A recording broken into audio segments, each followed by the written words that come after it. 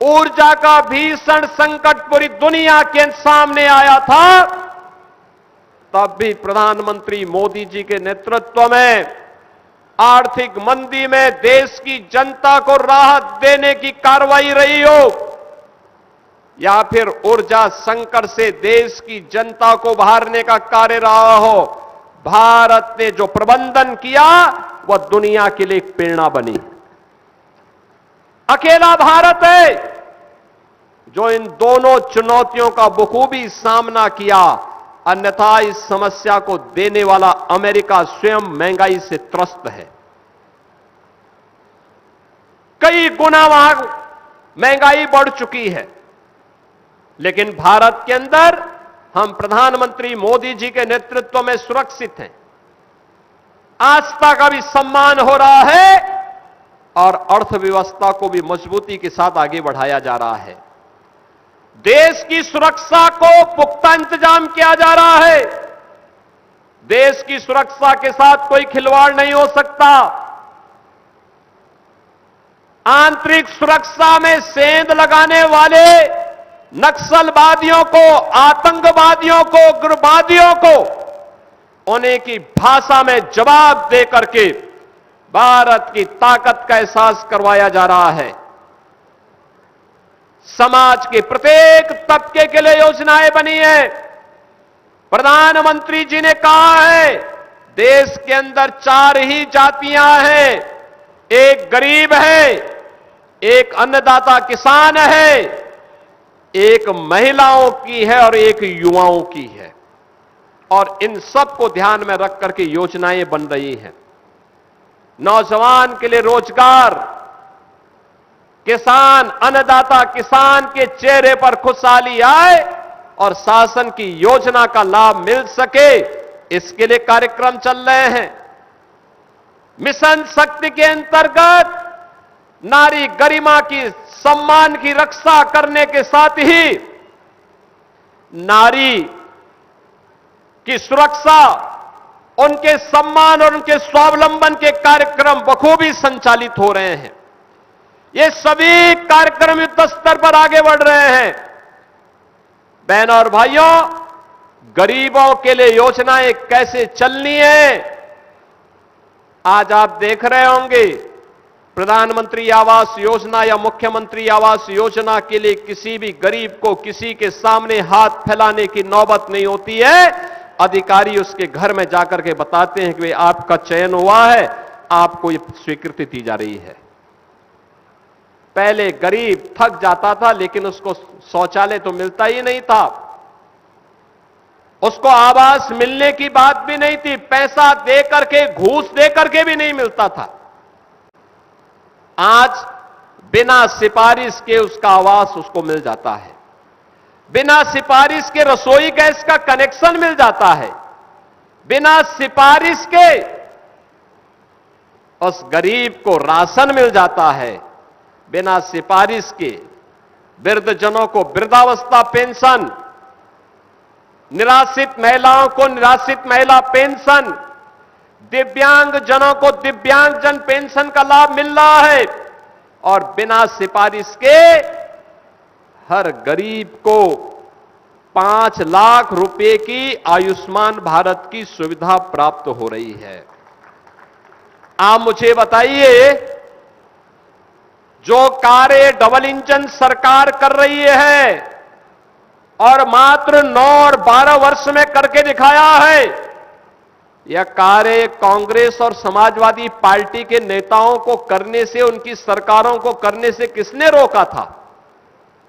लेकिन वे क्षमता नहीं थी, उनमें क्षमता विहीन थे, भ्रष्ट थे, अपने परिवार के बारे में केवल सोचते थे, गरीब के बारे में नहीं सोचते थे।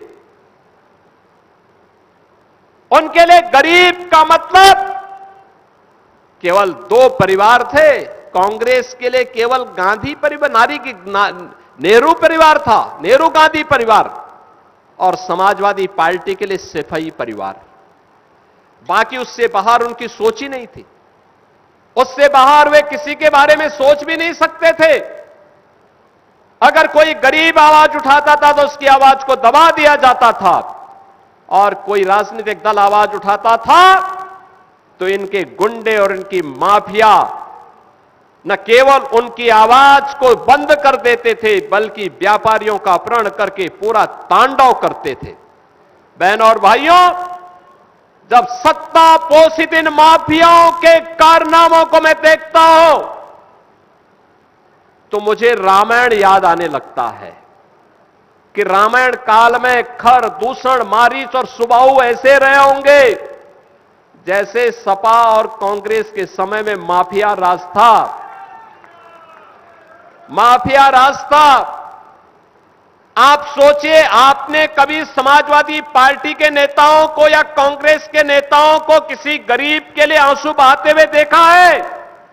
नहीं। इनके आंसू बहते हैं माफिया के लिए।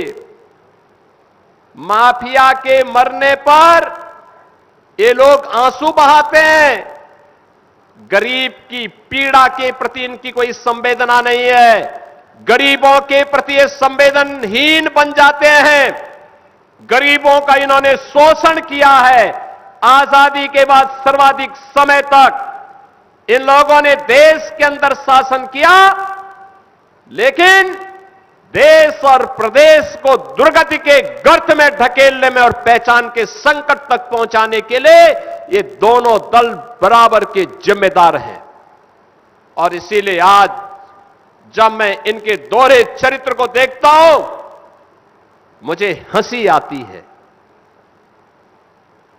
जिन लोगों ने पहचान का संकट दिलाया, वे लोग आज उपदेश देते हैं। जिन लोगों ने प्रदेश को माफिया राज में तब्दील कर दिया था, जिन्होंने प्रदेश को दंगाग्रस्त बना दिया था, कर्फ्यूग्रस्त बना दिया था, पर्व के पहले उपद्रवग्रस्त बना दिया जाता था, वे लोग आज उपदेश दे जा रहे हैं। वे उपदेश दिए जा रहे हैं। उपदेश देते हुए वे थकते नहीं हैं। तनिक भी लज्जा होती तो दूसरों को नहीं, अपने कार्यकाल को देख लो उठा करके, पता लग जाएगा कितने गहरे पानी में हो। और नया भारत का नया उत्तर प्रदेश अब इन लोगों को, इन भ्रष्टों को स्वीकार करने को तैयार नहीं है, कतई तैयार नहीं है। जिन्होंने उत्तर प्रदेश के युवाओं के भविष्य के साथ खिलवाड़ कर किया, वहां का युवा, जिनकी युवाओं के रोजगार पर, जिन युवाओं के नौकरियों पर, जिन युवाओं के स्वाभिमान पर इन दलों ने जबरन खिलवाड़ करने का काम किया है, उस यूपी का युवा इनको कभी स्वीकार नहीं करेगा। और जब भी मौका मिलेगा, इनको उस अपमान का, जरूर उस अपमान का बदला लेकर के रहेगा। और यही यूपी का नौजवान लगातार 14 से कर रहा है। बहनों और भाइयों, जिन्होंने प्रकृति और परमात्मा की कृपा की इस भूमि उत्तर प्रदेश के मेहनती अन्नदाता किसानों को आत्महत्या करने के लिए मजबूर किया, वहां का अन्नदाता किसान, जिसको उसकी फसल का दाम नहीं मिलता था, जिसका शोषण कर दिया जाता था, जिसको बिजली नहीं मिलती थी, जिसके ट्यूबवेल चोरी हो जाते थे, जो किसान, गन्ना किसान तबाह, प्रधानमंत्री किसान सम्मान निधि का कोई लाभ नहीं, समय पे बीज नहीं, समय पे फर्टिलाइजर नहीं मिल पाता था। उस प्रदेश का अन्नदाता किसान भी इन लोगों को स्वीकार नहीं करेगा, बर्दाश्त नहीं करेगा। नारी शक्ति इस साक्षात जगत जननी मां भगवती की प्रतीक है। वह तो खर और दूषण और चंड और मुंड से बहुत अच्छी तरह निपटना जानती है। वह तो कतई स्वीकार करेगी ही नहीं, क्योंकि वह इस बात को भूलती नहीं है। जब समाजवादी पार्टी की चर्चा होती है तो देखती है, लोग कोई ना कोई ट्वीट कर लेता है, कह देता है, देख सफाई बिटिया घबराई। यही तो होता था प्रदेश में, यही होता था।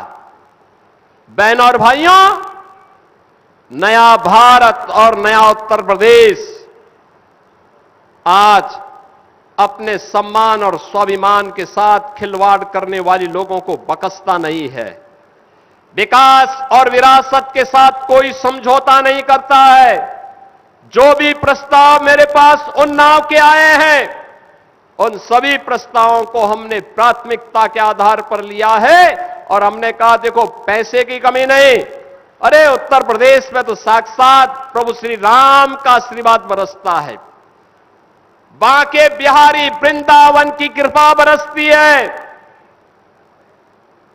उत्तर प्रदेश पर तो बाबा विश्वनाथ की कृपा बरसती है और मां गंगा का आशीर्वाद भी हम पर बरसती है। उत्तर प्रदेश कैसे बदहाल हो सकता है? आज उत्तर प्रदेश दंगा मुक्त, कर्फ्यू मुक्त प्रदेश। अब कोई उपद्रव नहीं करता है। अब उत्सव पूर्व उपद्रव नहीं हो सकते। कोई पर्व और त्योहार उठाइए आप, जो पर्व और त्योहार एक गरीब के लिए उत्सवपूर्ण माहौल लेकर आते हैं, उसके चेहरे पर खुशहाली लेके आते हैं, और इसी पर्व और त्योहार के बहाने वो बेचारा गरीब अच्छा कपड़ा पहन लेता है। अब वह खुशी के साथ परिवार के संग इस उत्साह का आनंद लेता है। सुरक्षा के बेहतर माहौल में ये उत्साहपूर्ण माहौल बनता है और विकास की इस प्रक्रिया के साथ अपनी इस विरासत को आगे बढ़ाने का अभियान उसी क्रम में हमारी जारी है। और बहनों और भाइयों, आज सबको मैं आपका यही आश्वासन देने के लिए आया हूं, विकास की प्रक्रिया में कोई समस्या नहीं। मैं तो आपको यह भी खुशखबरी देने के लिए आया था कि जो बात हमारे माननीय सांसद जी ने और विधायक जी ने बोली है, अब उससे भी आगे इन्हीं लोगों के साथ चर्चा करने के बाद हम लोगों ने तय किया है। यानी गंगा जी के 2-2 ब्रिजेज के बाद डिफेंस मैन्युफैक्चरिंग कॉरिडोर के लिए भी हम लोगों ने लगभग 350 हेक्टेयर लैंड, यानी 350 हेक्टेयर लैंड का मतलब आप जानते हैं ना, लगभग ये 700 एकड़ लैंड, और लगभग 200 एकड़ लैंड इंडस्ट्री क्लस्टर के लिए हम लोगों ने उन्नाव जनपद में ही तैयार किया है। इंडस्ट्रीज लगेंगी, लेकिन एक नई खुशखबरी देने के लिए आया हूं मैं, वह है स्टेट कैपिटल रीजन का पार्ट हम लोगों ने उन्नाव को भी बनाया है। स्टेट कैपिटल रीजन का मतलब अब जो विकास लखनऊ में होगा वो केवल हजरतगंज तक सीमित नहीं होगा। हमने कहा था, कभी अमर शहीद, अमर नायक वीर गुलाब सिंह लोधी देश को आजाद कराने के लिए उन्नाव से हजरतगंज तक पहुंचे थे, लखनऊ तक पहुंचे थे, और अब लखनऊ का विकास उन्नाव तक पहुंचेगा। उनके प्रति यही हमारी श्रद्धांजलि होगी। हम लोगों ने तय किया है, अब लखनऊ में विकास जो भी होगा वो लखनऊ तक सीमित नहीं होगा, वो सीधे उन्नाव होते हुए कानपुर तक जाएगा। और इसके लिए जैसे दिल्ली के अंदर आप देखते होंगे, दिल्ली से देश की पहली रैपिड रेल दिल्ली से मेरठ तक पहुंच गई है। ऐसे ही हम लोगों ने एक प्रस्ताव तैयार कर रहे हैं, लखनऊ से हम उन्नाव होते हुए कानपुर तक रैपिड रेल के एक नए प्रस्ताव को लेकर के भी चल रहे हैं। एक रिंग रोड बनेगा पूरा चारों ओर। क्या लखनऊ, क्या उन्नाव, क्या हरदोई, क्या सीतापुर, क्या बाराबंकी, रायबरेली, ये सब जिले आपस में जुड़ेंगे और विकास में सबकी सहभागिता होगी, बराबर की सहभागिता। एक बड़ा क्लस्टर बनेगा। हमारे पास हमारा ऊर्जावान युवा है, हमारा मेहनती अन्नदाता किसान है, आधी आबादी की ताकत है, मां गंगा का आशीर्वाद है। क्यों नहीं अब हमारा उन्नाव भी विकास की प्रक्रिया में एक विकसित उन्नाव के रूप में अपने आप को प्रस्तुत करे। और इसके लिए अलग अलग जनपदों में अलग अलग क्लस्टर विकसित किए जा रहे हैं, व्यापक कार्य योजना बन रही है, वर्ल्ड क्लास इंफ्रास्ट्रक्चर विकसित करने की तैयारी चल रही है। विकास की योजना केवल आज को ध्यान में रख करके नहीं, आगामी 100 वर्षों की कार्य योजना लेकर के चला जा रहा है कि 100 वर्ष के बाद भी वर्तमान जो उस समय की पीढ़ी होगी, वह पीढ़ी जब सोचेगी कि डॉक्टर स्वामी सच्चिदानंद साक्षी जी महाराज यहां के सांसद थे, उस समय के यहां के विधायक, हमारे जो भी जनप्रतिनिधिगण हैं, इनके बारे में कि पंकज गुप्ता उस समय यहां के विधायक, यहां उन्नाव के विधायक थे, 100 वर्ष के बाद भी जब बोलेंगे कि भगवंत नगर में कभी हृदय नारायण दीक्षित जी ने, कभी आशुतोष शुक्ला जी ने नेतृत्व किया, तो उस समय याद करेंगे देखो ये विकास की कार्य योजना का काम इन्होंने ये आधारशिला रखी थी। ऐसे ही जैसे गंगा एक्सप्रेसवे बन रही है, गंगा एक्सप्रेसवे देखा ना, देश की सबसे बड़ी एक्सप्रेसवे है ये। कोई चलेगा एक बार तो उसको लगेगा कि कैसे कैसे एक्सप्रेसवे में ग्लोबल स्टैंडर्ड को लागू किया जाता है। उसकी राइडिंग क्वालिटी वही है जो दुनिया के अंदर सबसे अच्छी सड़क की होगी, वह गंगा एक्सप्रेसवे में आपको देखने को मिलेगी। और उन्नाव भी उसके साथ जुड़ा हुआ है, उन्नाव भी उसके साथ जुड़े। इसीलिए जब हमें उद्घाटन करवाना था तो हमने किसी और जगह नहीं करवाया, प्रधानमंत्री जी को उन्नाव और हरदोई के बीच में आमंत्रित किया। और मैं उन्नाव के वासियों का हृदय से धन्यवाद दूंगा कि प्रधानमंत्री जी के स्वागत के लिए उन्नाव के लोग बड़ी खुशी के साथ आए। आप देखो कितनी अच्छी कनेक्टिविटी हो रही है आपकी। यूपी जैसे राज्य में इंफ्रास्ट्रक्चर हो, आज एक्सप्रेसवे पर यूपी का एकाधिकार है, एयर कनेक्टिविटी में यूपी का एकाधिकार है। सबसे बड़ा देश का एयरपोर्ट आज नोएडा इंटरनेशनल एयरपोर्ट प्रारंभ हो गया है जेवर में। ये यूपी की एक ग्रोथ इंजन की स्टोरी बनने जा रही है। भारत के विकास में यूपी के योगदान के बारे में आगे निरंतर कार्य करेगा। बहनों और भाइयों, उस नए विकास की प्रक्रिया के साथ जोड़ने के लिए उन्नाव को आज मैं यहां पर उपस्थित हुआ हूं। अभी तो हमने केवल 2 ही विधानसभा की ली है, अभी ऐसे ही अन्य विधानसभा क्षेत्रों में भी हम लोग लगातार दौरा करेंगे, विकास की योजनाओं को लेके आएंगे। कुछ का शिलान्यास, कुछ का उद्घाटन निरंतर होगा। विकास की प्रक्रिया तेजी के साथ आगे बढ़ेगी, लेकिन इसका श्रेय मैं आपको देता हूं। आपने अच्छे लोग चुनकर भेजे हैं, इसलिए अच्छा विकास हो रहा है। अच्छे लोग चुन करके जा रहे हैं, इसलिए विकास हो जा रहा है। अगर विकास में बाधा थी तो गलत लोग जब चुन के जाते थे, गलत लोगों की सरकार बनती थी, उनकी सोच संकुचित थी। याद करिए, एक सोच वह थी जो सफाई को ही प्रदेश मान लेती थी, सफाई को ही प्रदेश मान लेती थी। और एक मोदी जी की सोच है, पूरे भारत को ही उन्होंने अपना घर माना है और भारत के 140 करोड़ लोगों को अपना परिवार माना है। हम लोगों के लिए लोग बोलते हैं, मैं कहता हूं भी देखो, मेरे लिए तो उत्तर प्रदेश ही घर है और उत्तर प्रदेश की 25 करोड़ जनता ही मेरा परिवार है। उसके हितों का संवर्धन करना, उसकी सुरक्षा करना, उसकी समृद्धि की चिंता करना, ये हम लोगों के मिशन का पार्ट है। और इसीलिए हम लोग आगे बढ़े। तभी मैं देख रहा था 2 बच्चे थे, उनका अन्नप्राशन कराना था। साक्षी जी ने कहा कि बच्चे रो रहे थे पहले, लेकिन जब हम लोग गए तो बच्चे मेरे पास आए। जैसे हम सामने पहुंचे, उन्होंने रोना बंद कर दिया। साक्षी जी बोले, रो नहीं रहे हैं?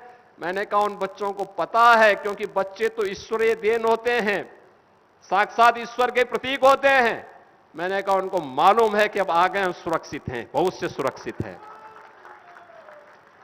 अब भविष्य सुरक्षित ही नहीं, ये पीढ़ी जब सुरक्षित है तो देश के भविष्य को और सुरक्षित करके प्रधानमंत्री मोदी जी के विजन को लोग आगे बढ़ाने में सक्षम होंगे।